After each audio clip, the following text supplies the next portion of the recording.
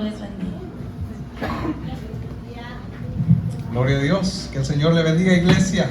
Amén. ¿Cómo estamos? Bendecidos. Y en victoria en el nombre de Jesús, amén.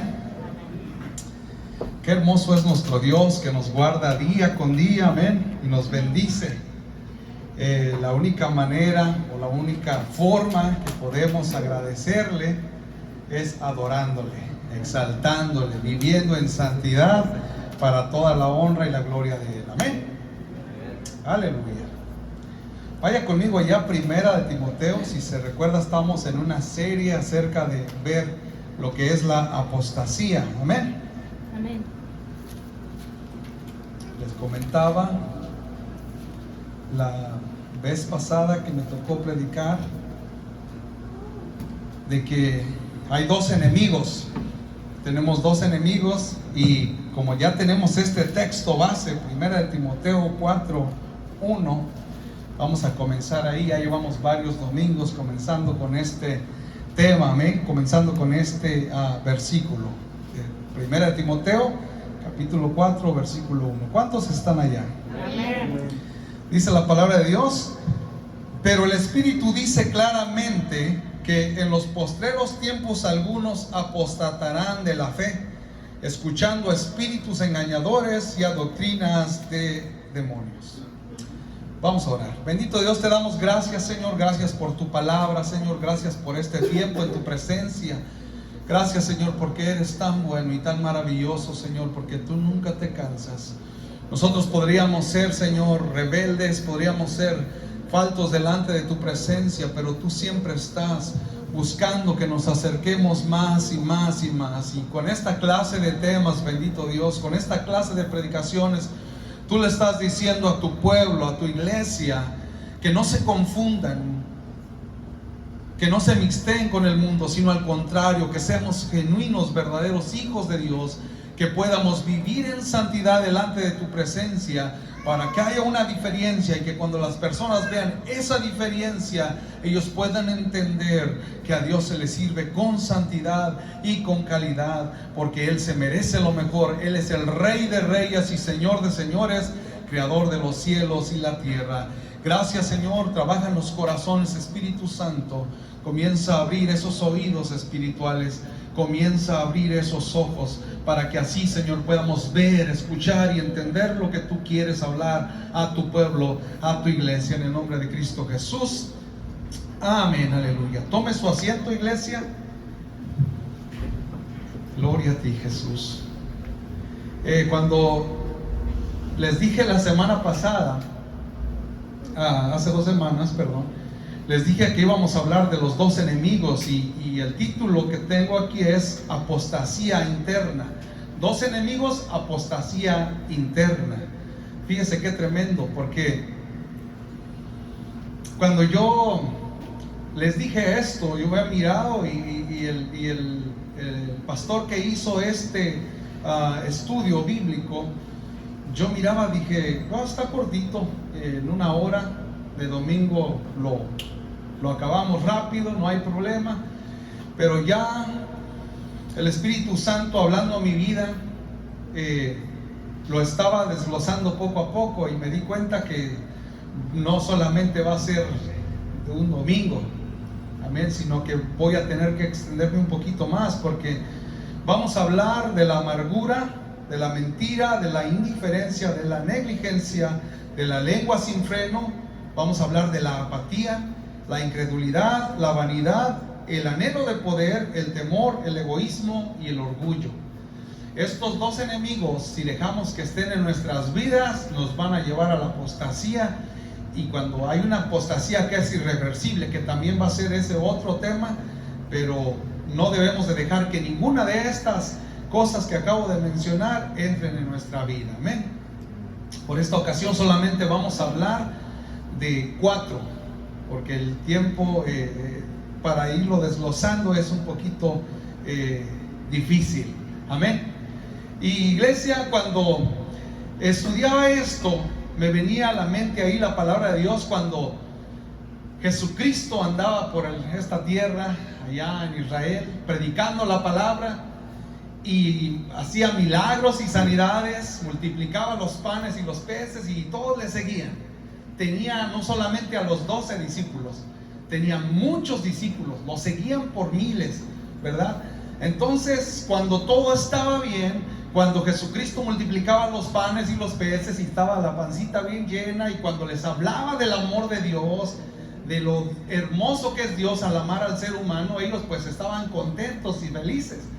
Pero cuando Jesucristo empezó a decir que el que estaba con él tenía que comer su carne y su sangre, y a ellos se les hizo algo grotesco y dijeron ellos, ¿qué? Entonces dijeron, palabra dura es esta, ¿quién la puede escuchar? Pero Jesucristo estaba hablando metafóricamente. Jesucristo lo que quería decir es que cuando viniera el tiempo en que Él se iba a ofrecer en sacrificio, uno tenía que ver ese sacrificio en la cruz del Calvario, aceptarlo como su Salvador y vivir como Jesucristo vivió. Eso era lo que Él quería decir, pero muchos no lo entendieron, se les hizo una palabra dura y Jesús hasta se enojó porque Jesús sabía todo, ¿verdad?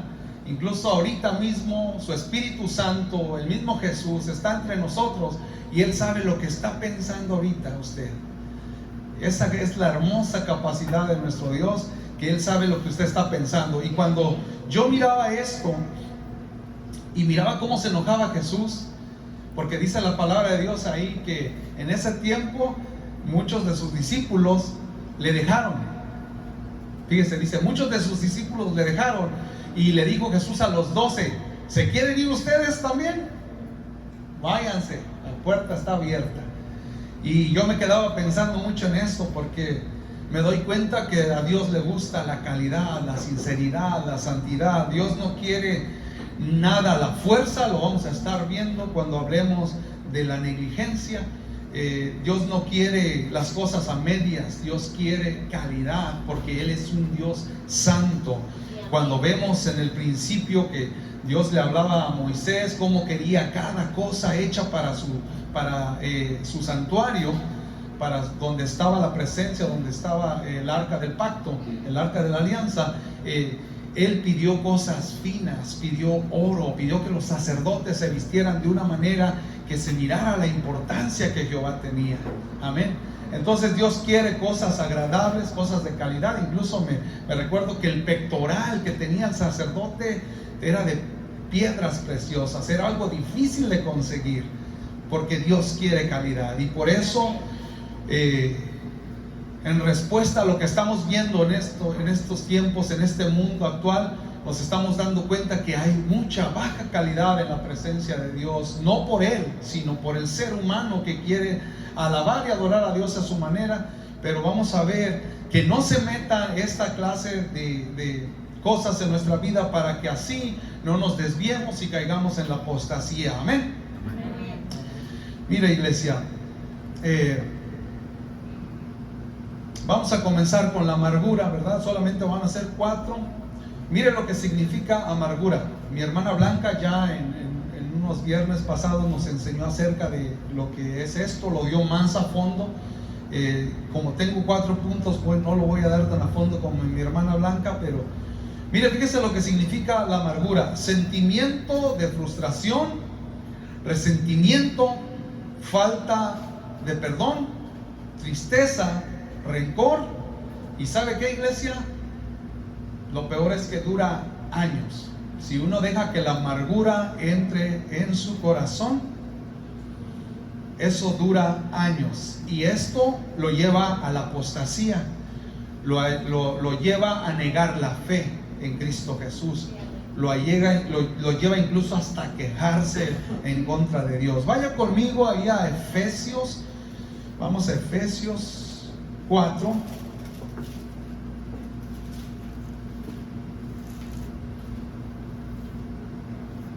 Efesios 4:31.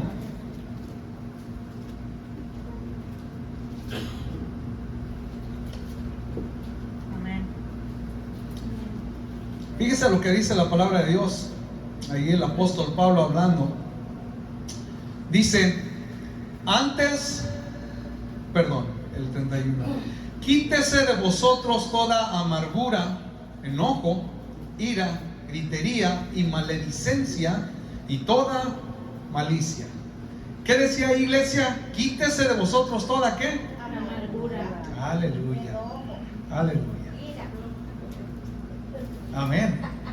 Y si tratáramos de llevar todos, ¿verdad? Pues nos tardaría más tiempo, pero le dije que vamos a comenzar con la amargura, ¿verdad?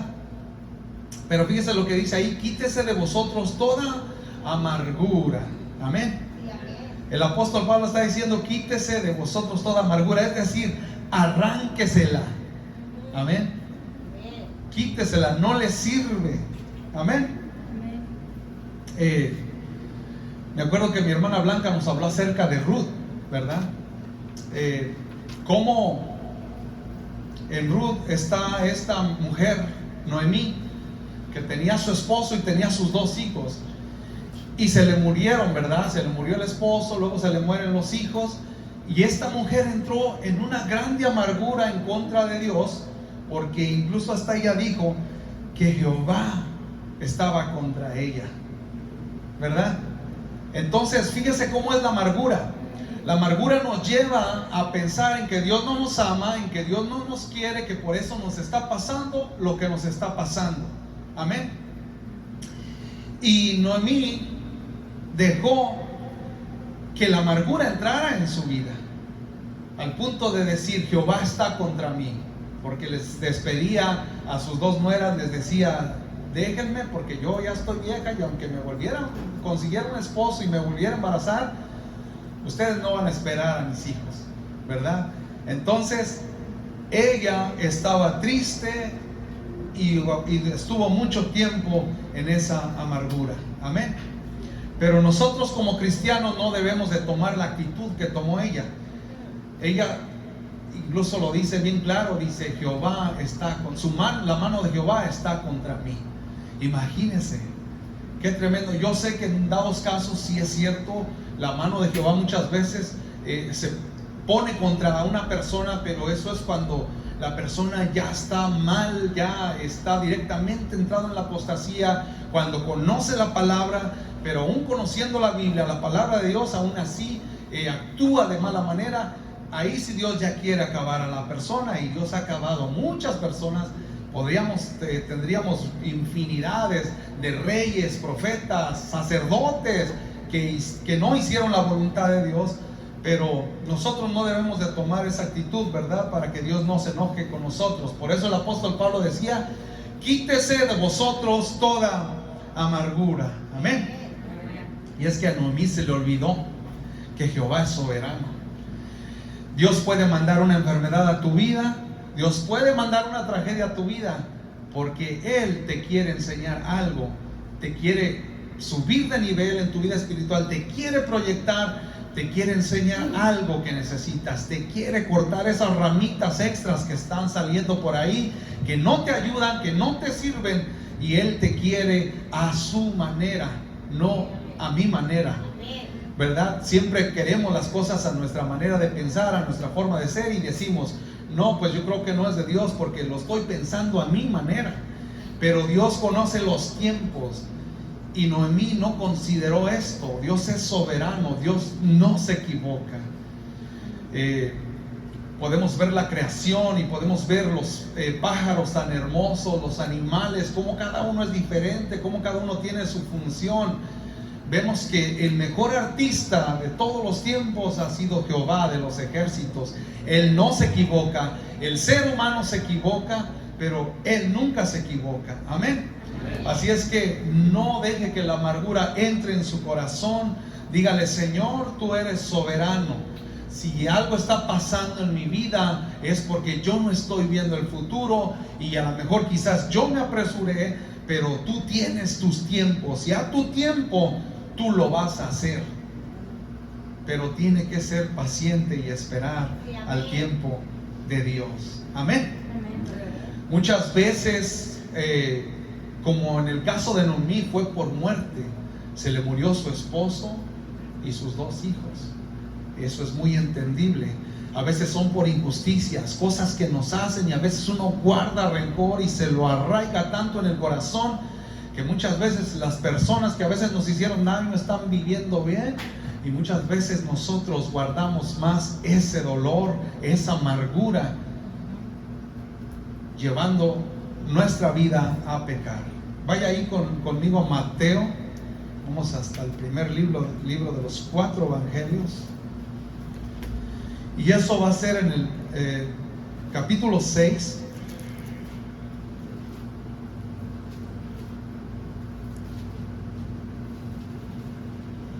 Versículo 14 y 15. Fíjese qué tremendo, como le he dicho antes, una cosa es que lo haya dicho un profeta, un siervo de Dios, pero cuando lo dijo Jesucristo mismo, ahí sí hay que poner atención. Amén. ¿Qué dijo Jesús ahí en Mateo capítulo 6, versículo 14 y 15? Porque si perdonáis a los hombres sus ofensas, os perdonará también a vosotros vuestro Padre Celestial. Mas si no perdonáis a los hombres sus ofensas, tampoco vuestro Padre os perdonará vuestras ofensas. Qué tremendo, ¿verdad? Aquí es donde cae la amargura de la injusticia. Quizás le hicieron algo a usted, pero si usted quiere vivir bien y quiere escuchar, que usted quiere que Dios lo escuche cada vez que usted abra su voz, cada vez que usted tenga una petición, delante de Dios, si usted quiere ser escuchado, va a tener que perdonar. Jesucristo lo dijo. Jesucristo dijo: amad a vuestros enemigos, porque muchas veces parece, ¿verdad?, que son nuestros enemigos, pero Jesucristo no dijo si quieren, amen a sus enemigos, no dijo si pueden. Jesucristo dijo: amad a vuestros enemigos. Es una orden, es un deber. Y aquí Jesús está diciendo que si usted no perdona a alguien que le haya hecho una injusticia, usted no tiene derecho a guardar amargura, no tiene derecho a caer en la amargura. Usted lo que debe de hacer es amar a esa persona, amar a su familiar, amar a quien le haya hecho daño, para que así Dios lo pueda escuchar a usted. Jesús lo dijo. Amén. Aleluya, qué hermoso. Como le dije, mi hermana Blanca ya había tocado esto el viernes y fue algo hermoso, bien tremendo, porque ella lo desglosa muy bonito. ¿Por qué le digo esto? Porque véngase los viernes para que así no se pierda esa hermosa palabra. Amén. Gloria a ti, Jesús. Como número 2, iglesia, tenemos la mentira. Y vaya conmigo ahí a Juan 8:44.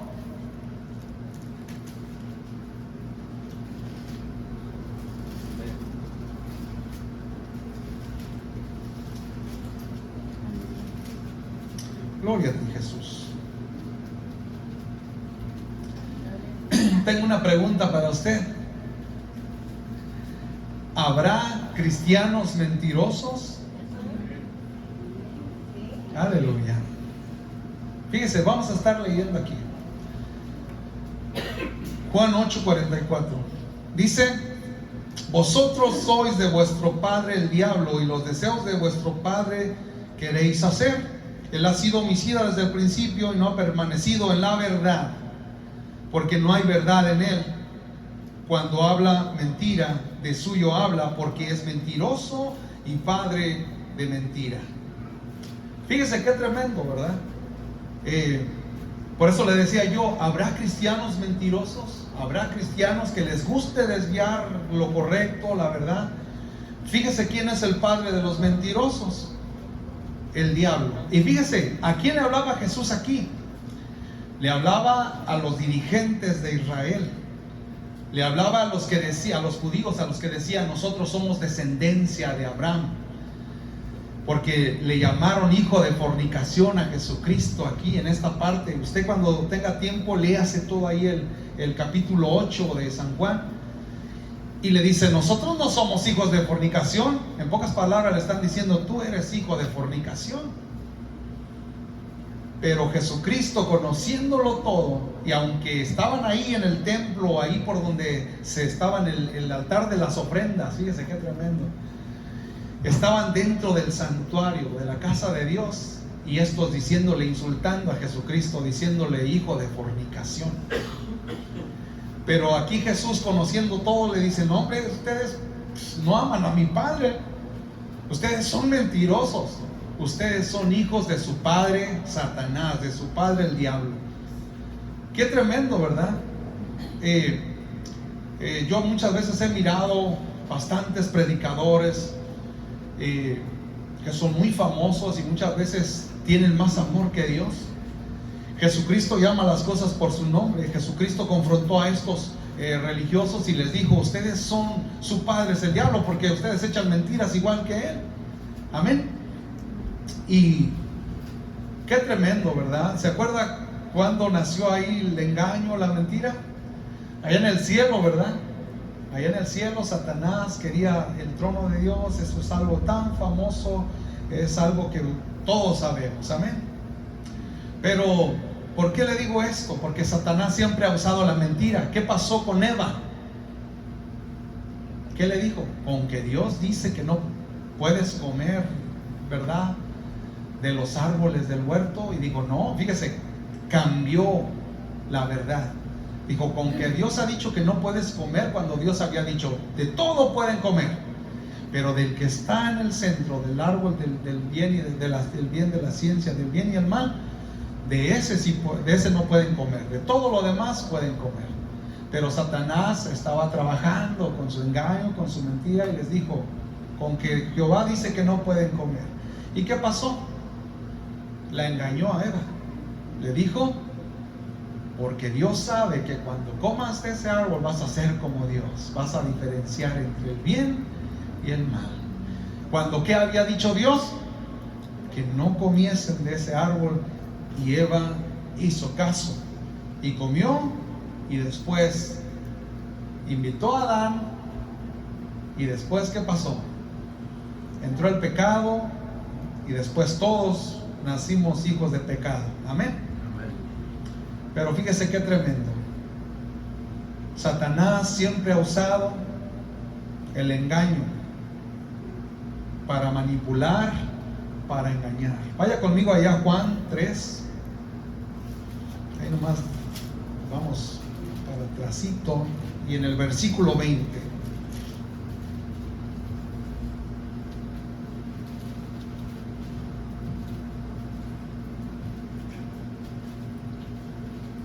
Fíjese lo que dice: porque todo aquel que hace lo malo aborrece la luz, y no viene a la luz para que sus obras no sean reprendidas. Leamos el 21.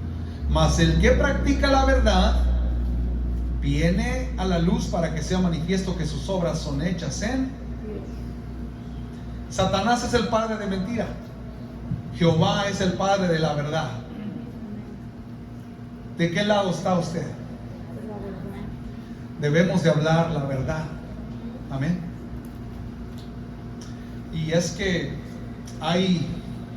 ahorita vamos a estar viendo cómo la mentira afecta tu vida, y muchas veces no afecta solamente tu vida necesariamente, sino también afecta la de las que te rodean, de los que están a tu alrededor.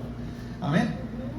El cristiano debe de hablar siempre con la verdad. Debe de decir, dice la palabra, que nuestro hablar sea sí o sea no. Amén. No medias tintas. No es que no quiero ser tan duro, no quiero ser tan drástico.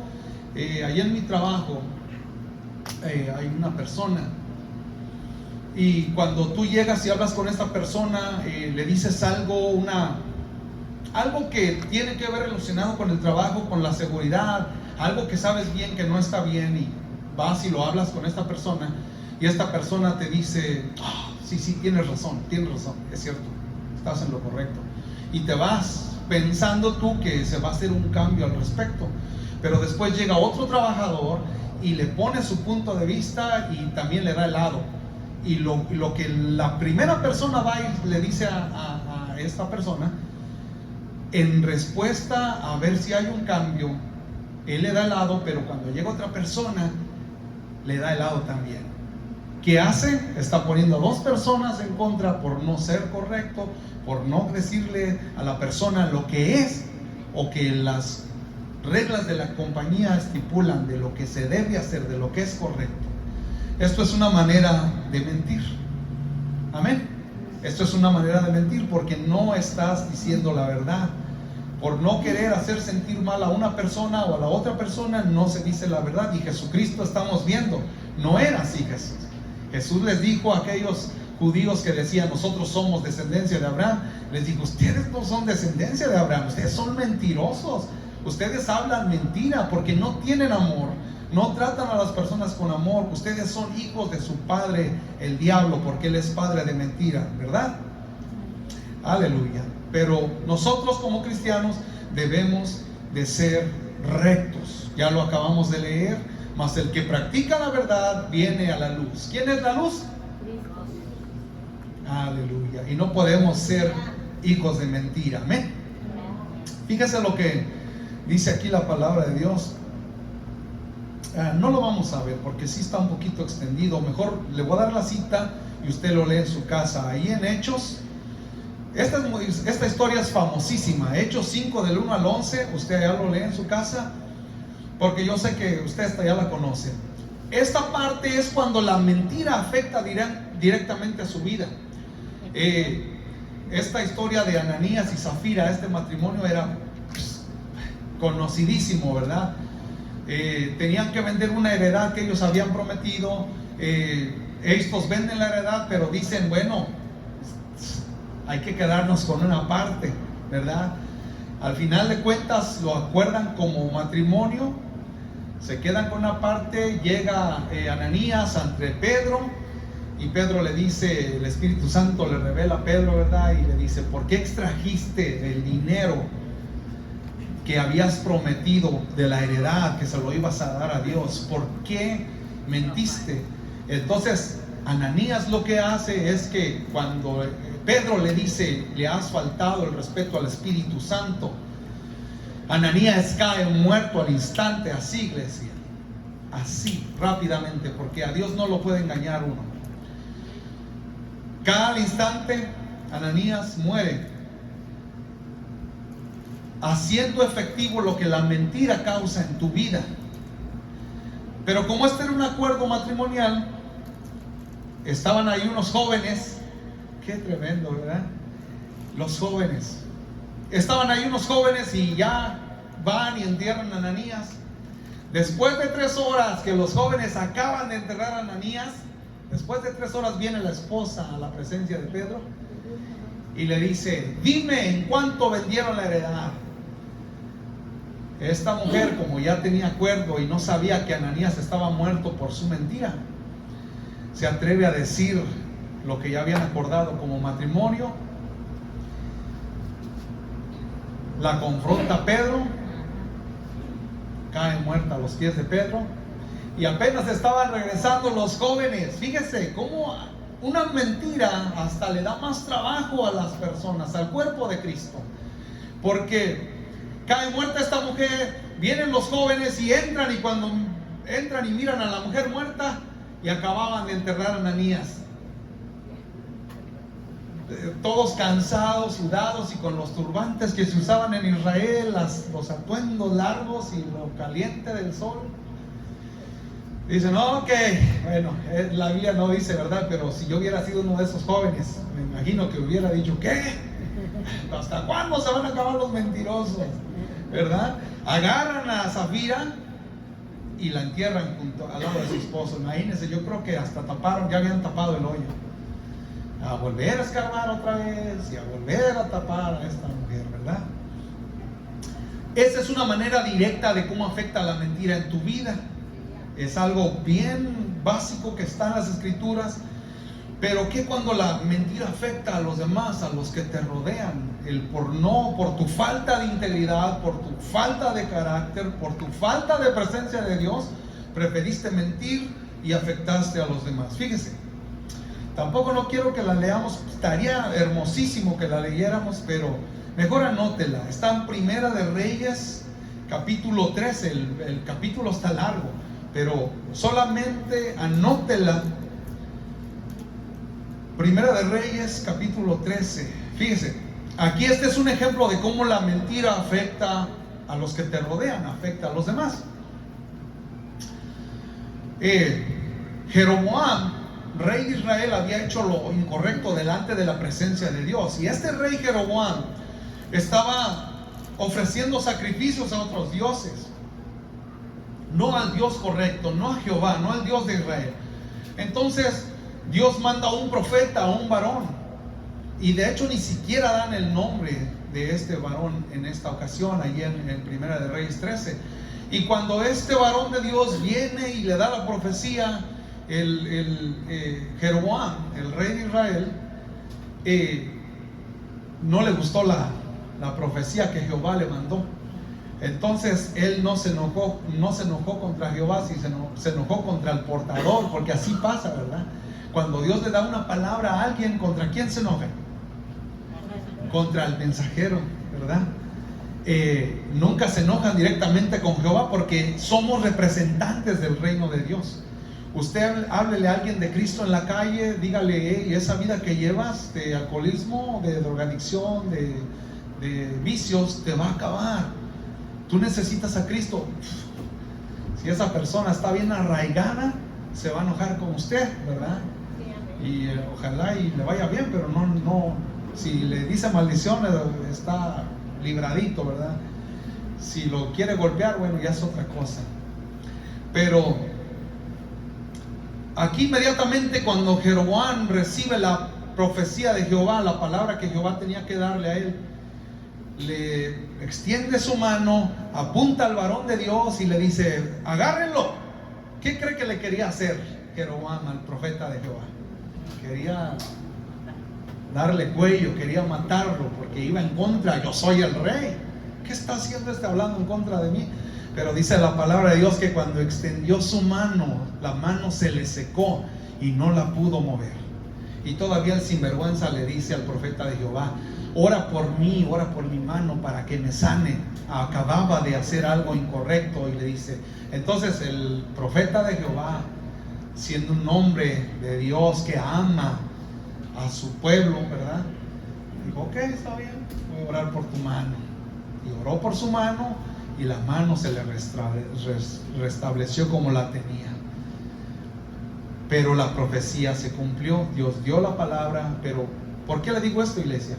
Porque nosotros no nos tenemos que enojar contra el varón de Dios, contra la mujer de Dios. Si se quiere enojar, enójese contra Dios, porque Dios es el que dio la palabra, no es la persona. Como seres humanos muchas veces somos ignorantes, no tenemos a veces tanto conocimiento y tanta sabiduría, y ni siquiera a veces sabemos ni lo que va a pasar saliendo de aquí. Jehová sí lo sabe. Entonces, si Jehová da una profecía, usted no se enoje. Y si se enoja, enójese contra Dios, no se enoje contra el profeta, contra el pastor, contra el predicador, contra la mujer de Dios, contra la predicadora de Dios. Amén. Pero sigo. Entonces, Jehová le dio un mandato a este profeta joven. Esta historia es famosísima. Usted búsquela, la historia del profeta joven y el profeta viejo. El profeta joven, Jehová le dijo: quiero que vayas y des esa profecía.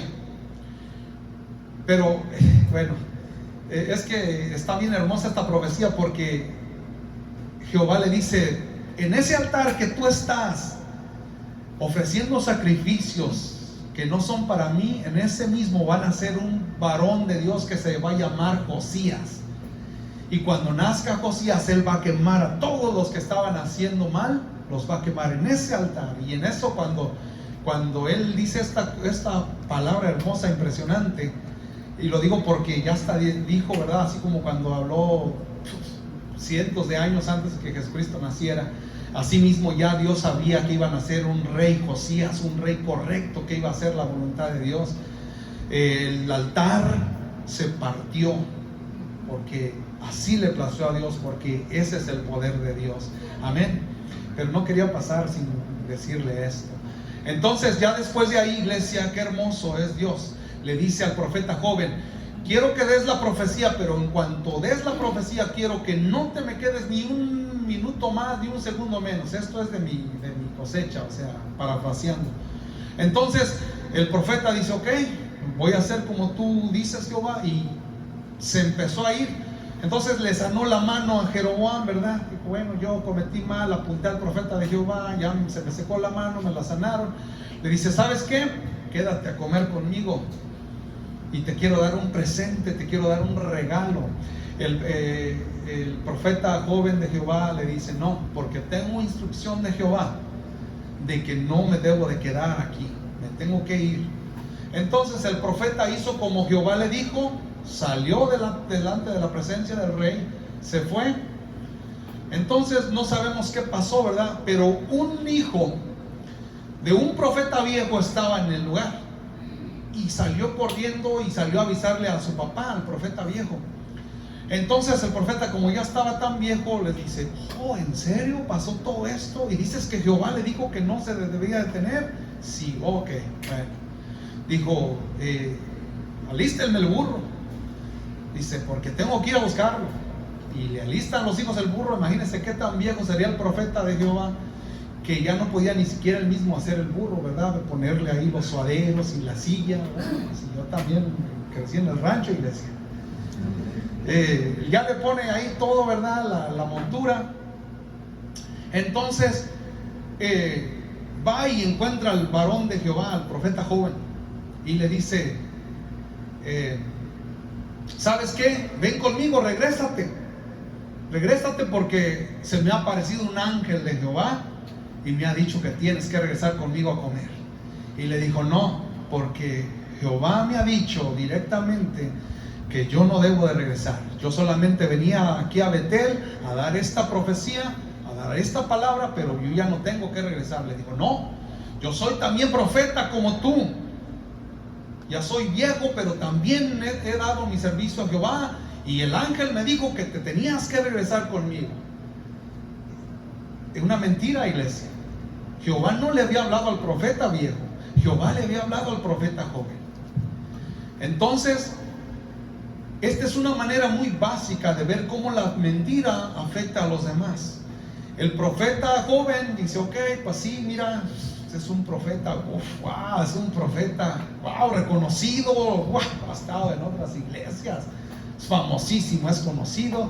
No, pues sí, Jehová, él ha escuchado la voz de Jehová en muchas ocasiones. ¿Por qué voy a ofenderlo con mi incredulidad? Entonces el profeta joven le dice, ok, está bien, vamos.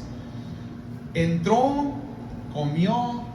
Cuando ya estaba bien servidito, así como casi que aventándose el eructo, ¿verdad? El repetido, como decimos algunos. Entonces el profeta viejo recibe una revelación de Jehová, y ahí sí ya le habló Jehová, pero ya había mentido. Entonces le dice que por causa de haber él desobedecido le iba a ir mal. Sale el profeta joven, va por el camino allí y se aparece un león y lo mata.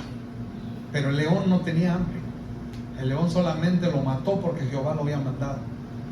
Cae muerto y el león ahí se queda, se echó, se acostó ahí como viéndolo. He dicho, pues, ¿por qué no me lo puedo comer si lo vine a matar, no? Se queda ahí el león nomás mirándolo. Tienen tiempo, unas personas lo miran, se van a decirle allá, el profeta de Jehová, el viejo, allá estaba.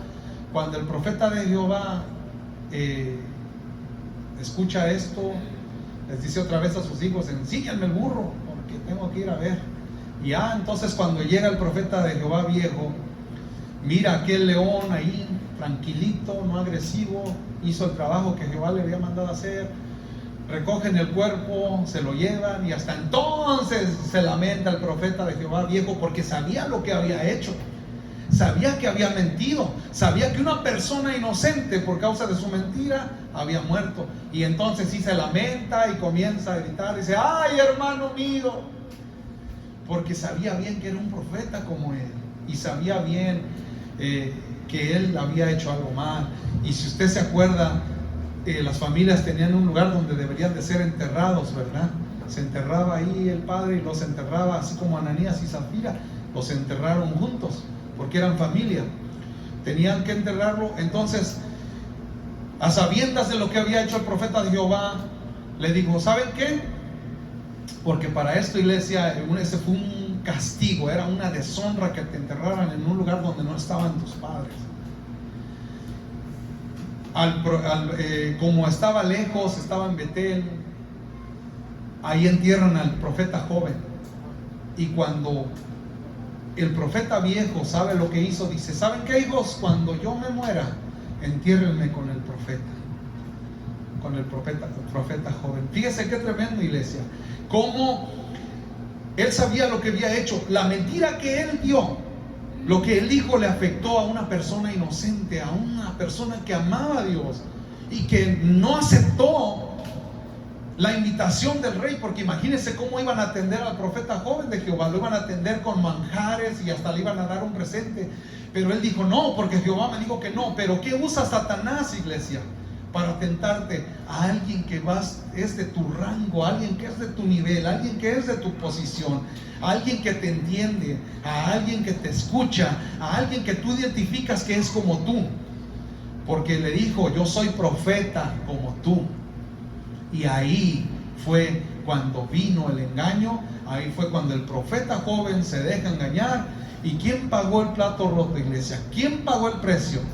El profeta joven, siendo él que hasta Jehová lo había usado para sanar la mano de Jeroboam, siendo él que hasta se rompió el altar ahí, una pieza impresionante, con el poder de Dios. Pero por causa de una persona mentirosa, murió. ¿Cómo la mentira no solamente afecta a tu vida en el caso de Ananías y Zafira, pero sino afecta a los que te rodean, afecta a los que están a tu alrededor? Por eso Jesucristo no hablaba mentira, porque Él era santo. Decimos que somos cristianos, y cristiano es discípulo de Cristo, y a Jesucristo le llamaban el Cristo, el ungido. Entonces, ¿cómo debemos de ser? Como Cristo. Tenemos que hablar la verdad, no tenemos que hablar la mentira, para que no nos pase lo que le pasó al profeta joven. Quédese bien pensando, piénselo bien. Hagamos un selah ahorita, hagamos una pausa. No hable, no diga nada, medite un poco en esto que le acabo de decir.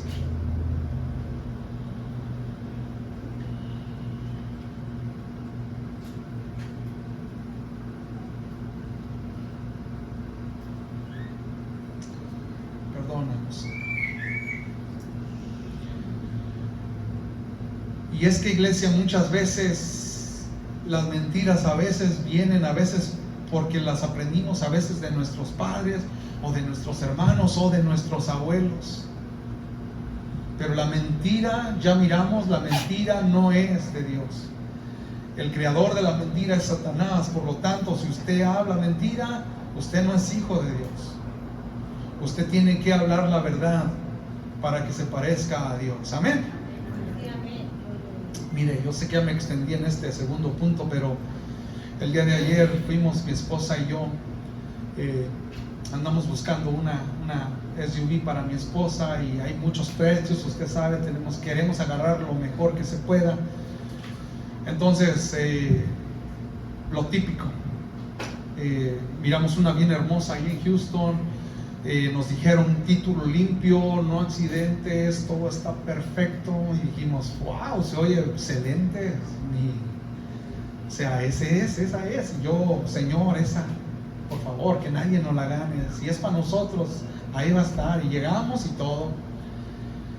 Cuando el hombre pues tiene un negocio de esto, él se dedica, tiene no voy a decir el nombre del shop, ¿verdad? Porque siempre comete el error de decirlo, pero él vi su nombre y todo, porque él me explicó y todo.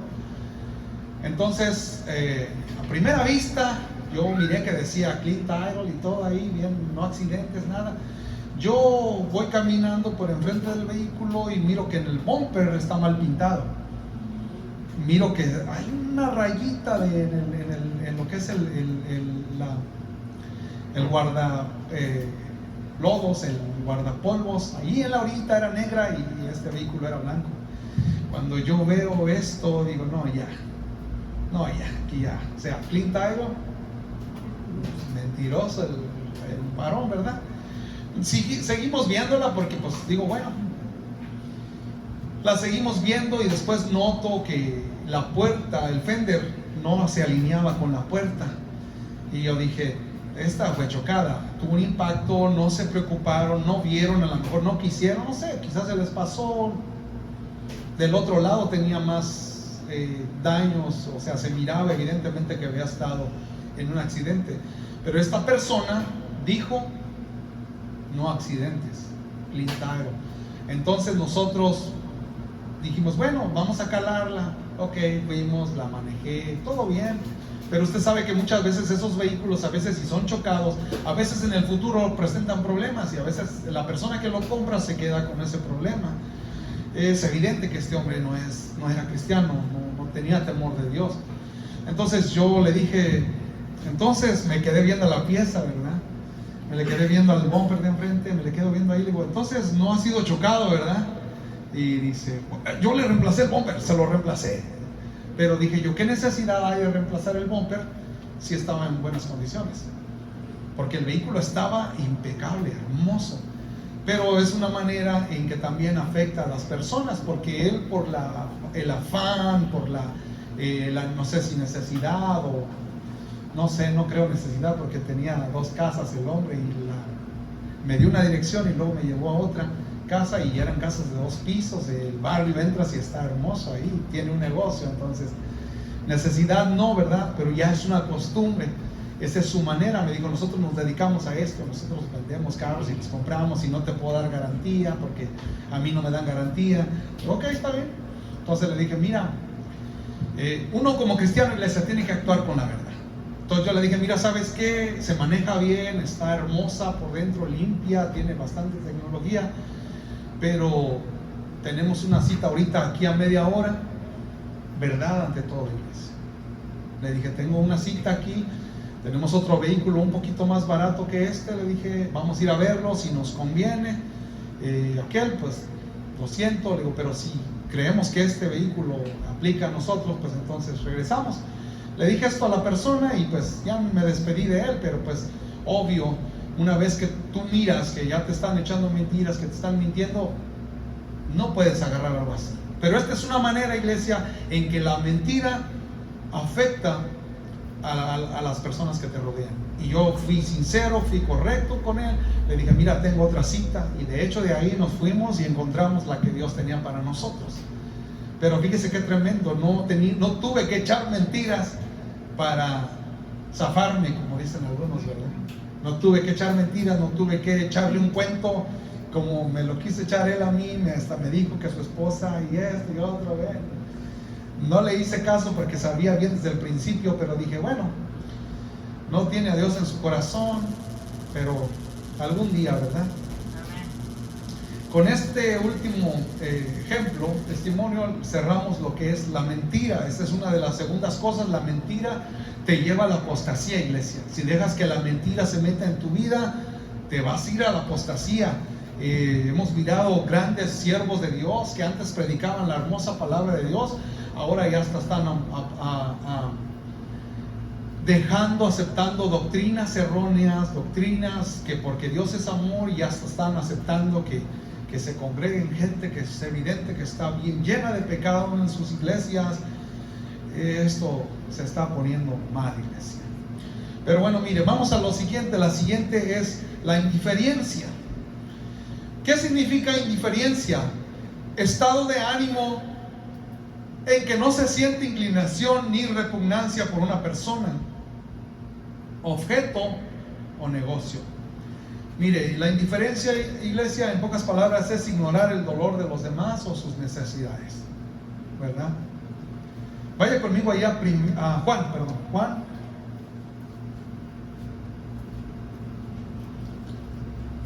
4.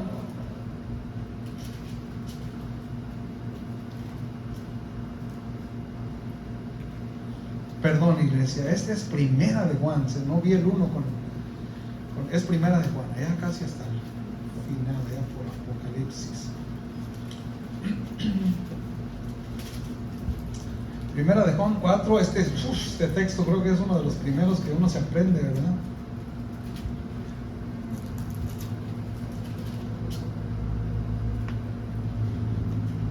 Fíjese, ¿qué dice ahí en 1 de Juan 4, 7 y 8? Dice: amados, amémonos unos a otros, porque el amor es de Dios.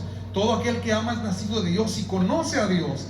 El que no ama no ha conocido a Dios, porque Dios Es amor. ¿qué es la indiferencia, iglesia? El ignorar las tribulaciones o las pruebas de sus hermanos, ignorar el dolor, saber que hay una persona que está en necesidad y usted ni siquiera hacer una oración por esa persona. Eso es indiferencia, y la indiferencia es un tipo de odio, porque te estás haciendo ciego ante la necesidad, estás haciendo sordo ante la necesidad. ¿Qué debe de hacer un cristiano para no practicar la indiferencia? Te enteras que algún hermano, vamos a decir que el hermano Pocholo por ahí iba en su bicicleta, se cae la bicicleta, el hermano Pocholo se quiebra la pierna. ¿Qué debemos de hacer como iglesia? Echarle una llamadita, orar. ¿Cuántos hemos estado faltos en este punto? No levante su mano, está bien. Entiendo, es complicado, ¿verdad? Pero sí lo he hecho yo, y también le he pedido perdón a Dios. Lo que debemos de hacer, iglesia, es de aquí en adelante ser más atentos con tu hermano, con tu hermana, y velar por ellos. Dice ahí en 1 de Juan 7 y 8: amados, amémonos. El discípulo amado, ¿verdad?, el que se le recostaba a Jesucristo en el pecho, nos dijo esto: amados, amémonos unos a otros, porque el amor es de Dios. Todo aquel que ama es nacido de Dios y conoce a Dios. El que no ama no ha conocido a Dios, porque Dios es amor. Y luego dice el versículo 8, perdón, ya lo leí, el versículo 11,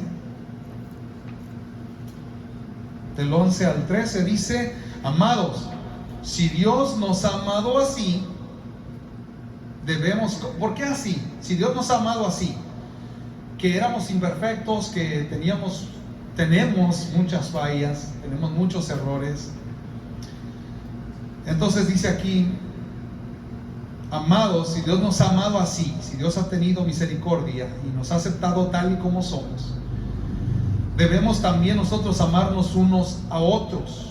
Jesucristo se dio en la cruz del Calvario siendo pecadores, adúlteros, fornicarios, maldicientes, viciosos, borrachos, dicen en inglés, you name it, ¿verdad? Y dice ahí el 12: nadie ha visto jamás a Dios. Si no amamos unos a otros, Dios permanece en nosotros. Si nos amamos unos a otros, Dios permanece en nosotros, y su amor se ha perfeccionado en nosotros. En esto, versículo 13, en esto conocemos que permanecemos en Él, y Él en nosotros, en que nos ha dado su Espíritu. Amén.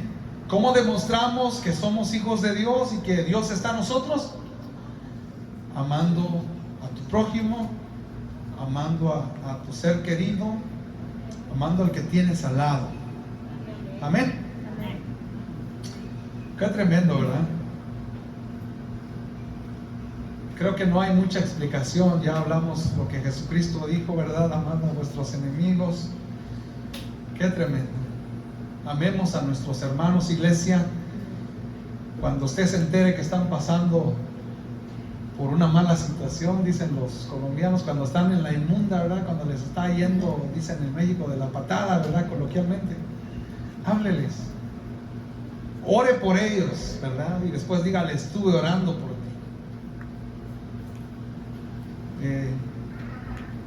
Es tremendo. Y uno se tiene que doler.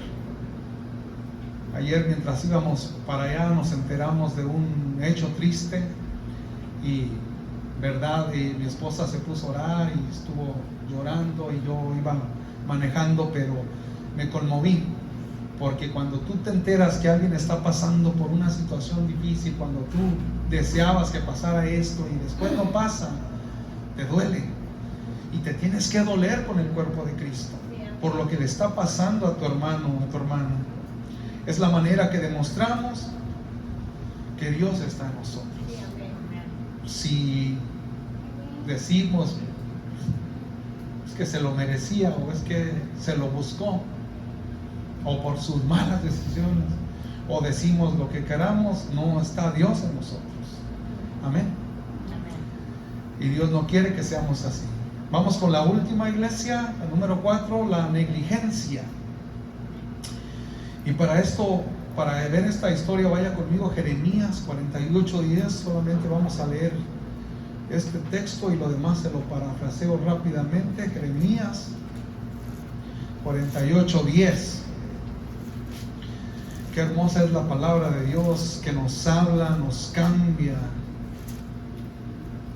nos modifica nuestro carácter pecaminoso, nos modifica nuestra mala manera de vivir.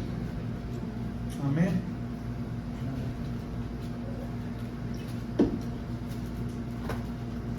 Ya está ahí, Jeremías 48:10. Fíjese lo que dice aquí: maldito el que hiciere indolentemente la obra de Jehová, y maldito el que detuviere de la sangre de su espada.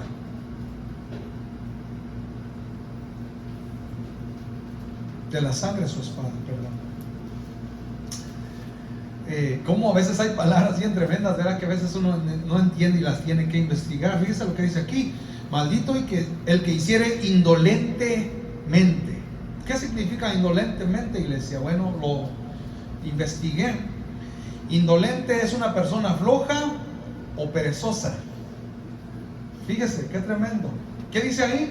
Maldito el que hiciere perezosamente o flojamente la obra de Jehová. Ok.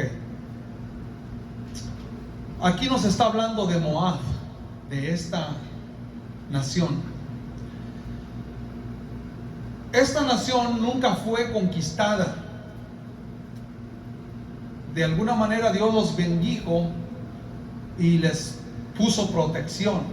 Nada malo les pasaba. Pero Jehová se enojó contra ellos. Porque fíjese lo que dice ahí el versículo 7.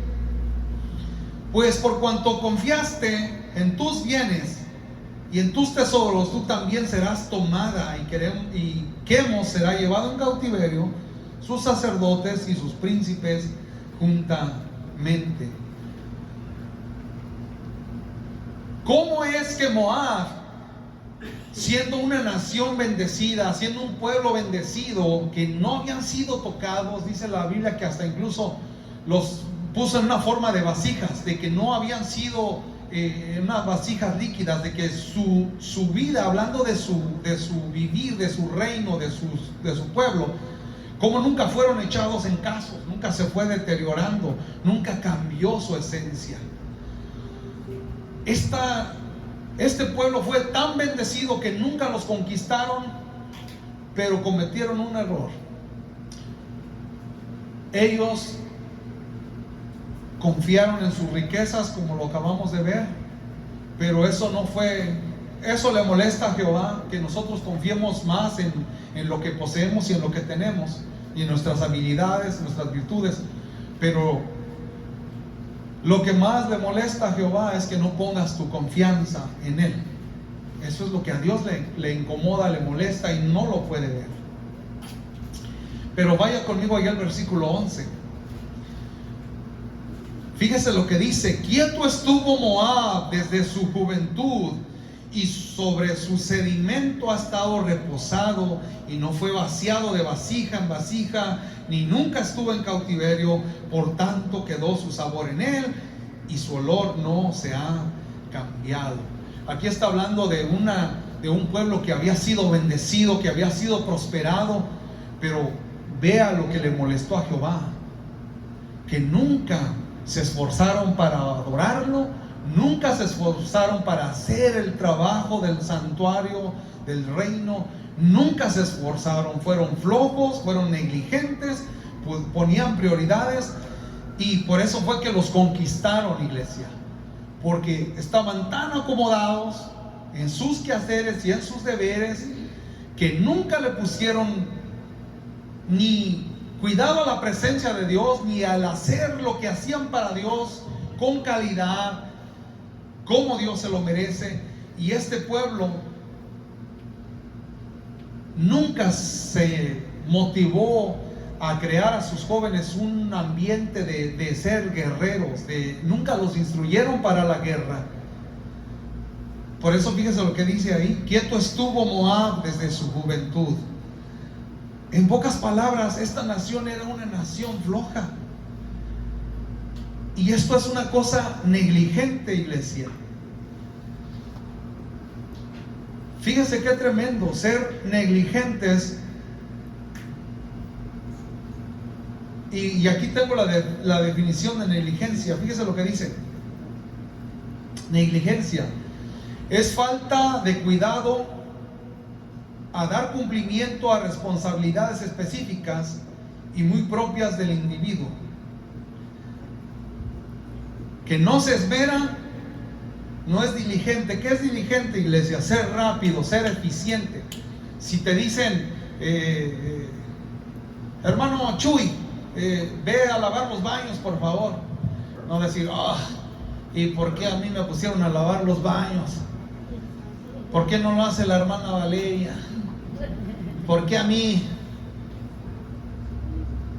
Reniega, es flojo la persona, no es rápido, no es eficiente. ¿Qué hace el siervo de Dios? ¿Qué hace la sierva de Dios? Hermano Chuy, váyase a lavar los baños, por favor, están bien sucios. Hombre, parece que un niño por ahí no le atinó ahí al baño y está bien sucio. Ok. Oh, claro que sí, como dicen los colombianos, se le hace, ¿verdad? Y se agarra el bote y se va y, no hombre, le da una chaineada al baño que hasta, hombre, no van a querer salir los varones o las mujeres de los baños de tan rico que huele, ¿verdad? Esa es una persona que es diligente, es una persona eficiente, rápida, se esmera en hacer lo que le ha tocado, lo que Dios le ha puesto a hacer, lo que la pastora le ha puesto a hacer. Eso se esmera, eso lo hace con calidad, que tiene cuidado de lo que se le indica, que tiene cuidado de lo que hace. Pero ¿por qué? ¿Cuál es el motivo? ¿Por qué la gente es floja o perezosa en hacer la obra de Dios? Porque mira al hombre. En este caso, mi pastora es la que dirige esta iglesia. Si mi pastora dice algo que se tiene que hacer, ¿verdad? Pero no tiene que tomar uno la actitud de ser perezosos, de ser negligentes, sino uno tiene que hacerlo, pero hacerlo con calidad. Y estamos viendo que aquí Jehová manda esta profecía por medio de su profeta y dice: maldito el que hiciere con flojera la obra de Jehová. Maldito el que hiciere. ¿Qué es maldito, iglesia? Una persona no bendecida. Porque cuando Jehová maldice a alguien, ¿se acuerda del sacerdote Elí? Todo lo mal que hizo, y Jehová le habla, ya no le habló a Elí, sino le habló a Samuel.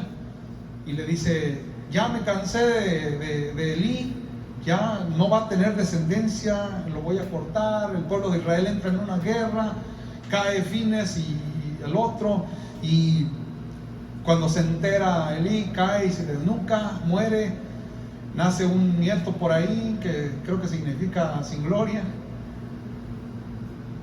Jehová quitó la gloria porque el profeta Elí nunca hizo lo correcto delante de Dios. Quizás en su tiempo sí, perdón por lo de nunca, pero hubo un tiempo en que se desvió y no hizo lo correcto. Hacer la obra de Jehová flojamente, iglesia, no ayuda. No le das honra a Dios, no le das lo que se merece.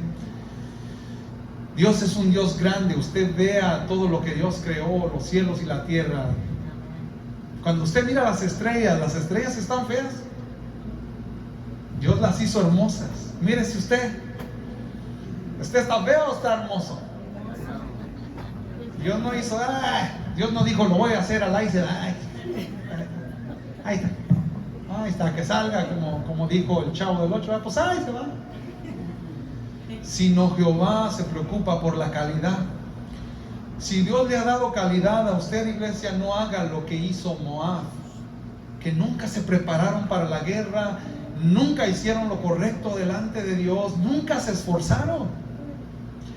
Si a usted Dios le ha dado algo, porque no solamente aplica para esto aquí. A mí Dios me ha dado un trabajo. Mi trabajo lo tengo que hacer con calidad, porque hasta de esa misma manera le demuestro a mi jefe que soy un hijo de Dios. Que no nomás lo digo, no, yo soy un siervo del Altísimo.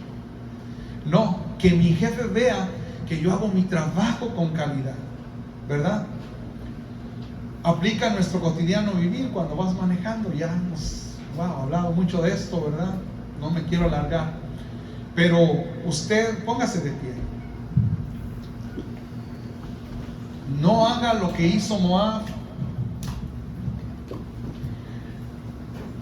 No haga las cosas perezosamente. Acuérdense lo que significa indolentemente. Dijo el profeta: maldito el que hiciere indolentemente la obra de Jehová. No bendecido, no prosperado, haciendo las cosas de mala manera, de mala gana. Esa persona no va a ser bendecida por Jehová, porque no está haciendo las cosas con calidad, como Dios se las merece. ¿Quiere que Dios le bendiga? ¿Quiere que Dios lo ponga en alto? Que Dios, así como hablaba de Job, ¿quiere que Dios hable como hablaba de Job? ¿Qué decía cuando Satanás venía y le decía: ¿de dónde viene Satanás? Y decía Satanás: de rodear la tierra y andar por ella. ¿Y qué le decía Jehová? ¿Has visto a mi siervo Job? Que no hay otro como él. ¿Quiere que Dios hable así de usted? Amén. Haga con calidad las cosas que hace para Dios. Viva con calidad delante de la presencia de Dios, para que después el diablo se enoje cuando Jehová se lo presume. Cuando Jehová le diga: ya viste a mi hijo, ya viste a mi hija, cómo se esfuerza, cómo vive en santidad, cómo no tiene la mentira en su vida, cómo no tiene indiferencia.